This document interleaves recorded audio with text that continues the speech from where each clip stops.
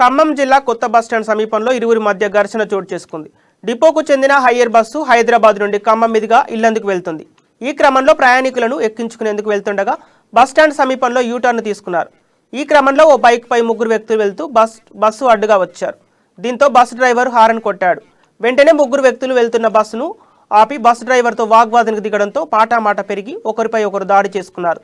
ఈ ఘర్షణలో ఇద్దరికి తలలకు తీవ్ర గాయాలు కావడంతో స్థానిక ఆసుపత్రికి తరలించారు. అనంతరం ఇరు వర్గాలు టూ టౌన్ పోలీస్ స్టేషన్లో ఫిర్యాదు చేయగా కేసు నమోదు చేసుకున్న పోలీసులు విచారణ చేస్తున్నారు.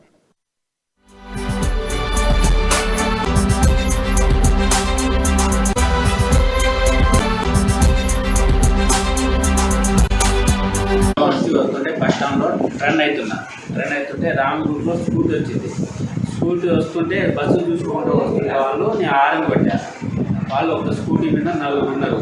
ఒక లేడీకి ఒక బాబు, వాళ్ళ హస్బెండ్, ఇంకో అతను స్కూటీ తోలాడు. మొత్తం నలుగురు ఉన్నారు స్కూటీ. అయితే బండి గట్టగా ఆపారు.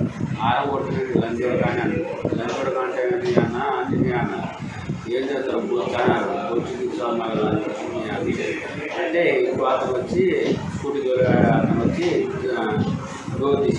డోర్ తీస్తే ఈ లేడీ వాళ్ళ హస్బెండ్ వచ్చి వాడేం చేసిండు గల్లా పెట్టి గుర్తు అనేది నేను ఇట్లా అన్నా. హ్యాండ్ బ్రేక్ ఇడికే బస్సు స్టార్టింగ్లోనే ఉంది. బ్రేక్ మీద కాలు పెట్టుకున్నా అంతే ఉంది. లోపల ఉన్న ప్యాసింజర్ నుంచి ఎవరు మాట్లాడట్లేదు.